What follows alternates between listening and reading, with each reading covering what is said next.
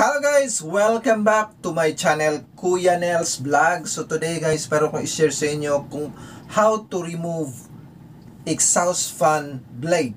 Okay, so bago ko linisin guys, i-share ko muna sa inyo kung paano natin tanggalin yung exhaust fan blade. Okay, so dyan lang kayo guys at samahan nyo ko kung paano ko tinanggal itong exhaust fan blade. Tara, tanggalin natin. Okay, so ito po yung exhaust fan blade natin guys na tatanggalin natin. Okay, so paano natin tanggalin to? Alright, so madumi na itong exhaust fan natin guys, pati yung blade. So bago ko linisan to lahat, ipakita ko muna sa inyo kung paano natin tanggalin itong exhaust fan blade.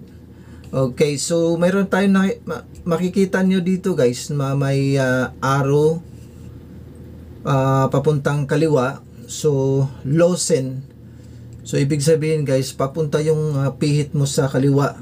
So ikutin mo lang to guys, itong nasa harap, ganyan, ikutin mo lang hanggang mag-loosen na siya or matanggal na siya. Ayan. Okay, so natanggal na guys yung harap. Pwede mo na to siyang hilahin sa harap nyo. Yan, hilahin nyo lang. So medyo matagal siya guys, matigas na siya guys, dahil yun nga, matagal na tong hindi natanggal guys. Ayan,